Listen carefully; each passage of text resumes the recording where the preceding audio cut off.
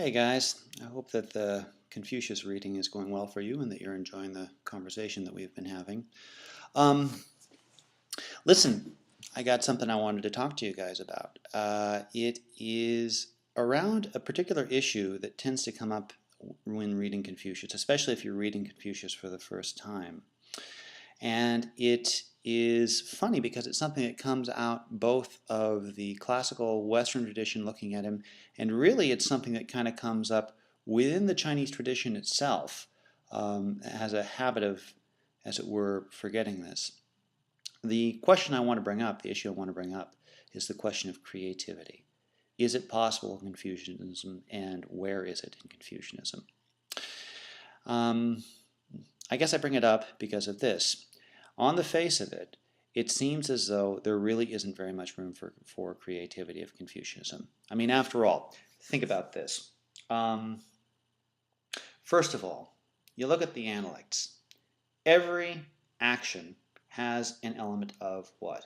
Of propriety to it, has a right way of doing it. And Confucius never seems to tire of talking to people, especially his students, about the right way of doing things and giving examples one way or the other, the right way of doing things.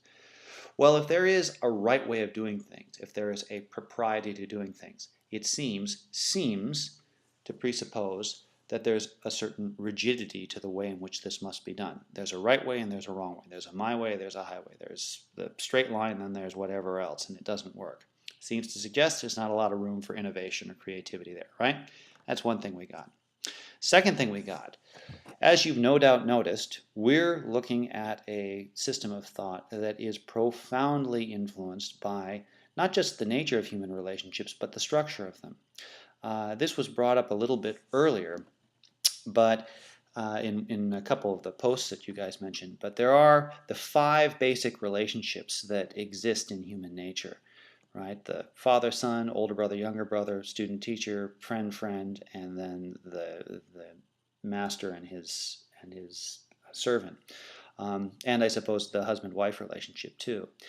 And all of these relationships seem to have a very strict set of rules, of rights, of rituals that define them, that characterize them, that make them what they are. If you have this strict set of relationships and the strict set of rituals within these relationships, and all of this seems again to be quite defined, where is the room for creativity? Where is the room for novelty? Where is the room for innovation? This seems in a way to go very, and this is a very real issue for Confucianism, because if Confucianism is, as I've been suggesting, and as Roger Ames suggests in this, if this is a work that is meant to bring about human possibility, a study in human becomings, as I was talking about earlier in one of the earlier lectures, then where is it? Where is the room for that? How does that happen? Where is the creativity that you're going to be able to find in this?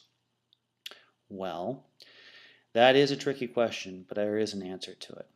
And the answer comes by stepping back first and looking at the cosmology of what we're looking at. You'll recall that one of the things I talked about a little bit earlier in this, one of the earlier lectures, was that classical Chinese thought generally, not just Confucianism, but classical Chinese thought in general, tends to have a fundamentally dynamic cosmology. That is to say that when they consider the totality of things and what it is that holds the whole together, what is it that generates the world such as we know it, we don't look for ground, for truth, for the unchanging, for the eternal. Rather, we look for the rhythms and the patterns that give rise to the totality of things, like the overarching cadence that gives rise to a symphony, for instance, right? The organization of sound which becomes music, the organization of taste which becomes the stew or the meal. These sorts of things, these ways of thinking, this is what marks Chinese cosmology, and I will tell you it is marking Confucian cosmology. Now, because of that, what you got to remember is that these rituals and these relationships and the characterizations within these relationships are not seeing themselves as coming down to some sort of unchanging absolute truth, because there is no unchanging absolute truth to get to. What they are doing is trying to refine a certain, what should I call it, a certain tone, a certain pitch, a certain awareness, a certain coming to realize the sense, the rhythm the harmony within the universe, right? These rituals, the ritual that you have with your friend where you tell old jokes together and it reminds you of something that happened long ago and that you share that, the fact that this is a right thing to do isn't that you should do this, so otherwise he will not be your friend. It's not like that. And as we all know, if you tried to have a friend that way, you wouldn't have a friend for very long. You'd have a robot. Really what you have to have is that there are ways that Confucius is talking about that bring about this friendness, right? This fatherness, this sonness, this way of being that is rich and resonant and the fullness of what it is to be human in that time, in that way, in that place. That's what it's about. The creativity that comes from these rituals, right, and from these relationships, and from the terms of these relationships, comes from the finesse with which we can draw it out. Again, I would, to find the creativity within this, I would make an analogy to the way in which a musician is able to find creativity in playing a score of music that he or she didn't write. But what they do is they bring themselves to that music. And they don't just get it right. They get that thing to hum. They get that thing to work, to sail, to move, because even as they get every note right, every pitch right, every sound right, they bring it forward, the sound, the pace, the cadence, the mood, everything in just the right way, in just the right place, to make this music move us in our totality. I mean, that's what the joy of going to live music is, and listening to a symphony, and this is how it shapes us and changes us. The same way that music does that, so it is that these rituals and these relationships do it. Their definition, their sharpness, their fineness should not take away from the creativity, from the openness of possibility. It enhances it. And the reason why it enhances it is because of the open-endedness of this world, of the fact that there isn't a truth to get to. Rather, what there is there's an opportunity.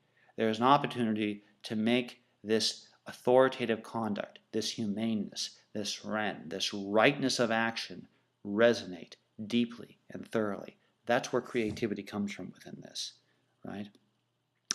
I think one of the things that happens, and this actually happens within classical Chinese thought generally, is that even within the Confucian tradition, there's very much a sense in which these capacities begin to ossify, get hard, fossilize, right?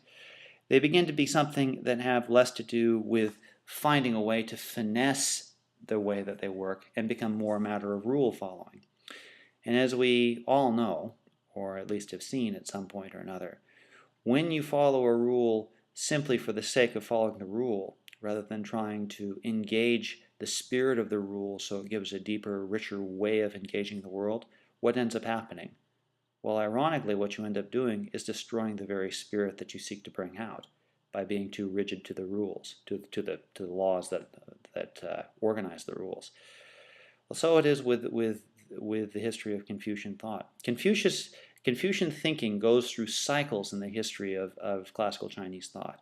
It goes through a period where it kind of rises up early on, and it has a number of rivals that I'm going to talk about next week in Confucian. It's in the 3rd and 4th centuries BCE.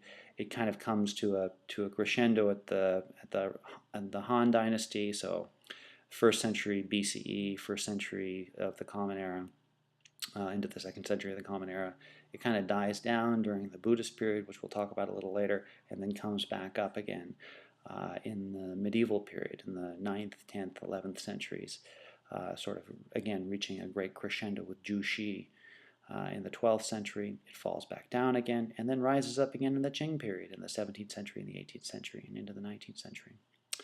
So it has this rising and falling, and interestingly enough, this rising and falling comes from just how much, not exclusively, I don't want to say exclusively, but this rising and falling of Confucianism within classical Chinese life really does correspond with the degree to which thinkers and scholars and officials and common persons, citizens, people of China are capable of bringing this finesse, this creativity to the very ideas that are there. When it's there, it resonates. When it diminishes, you're just rule following, and it ain't worth anything. All right, so there you go.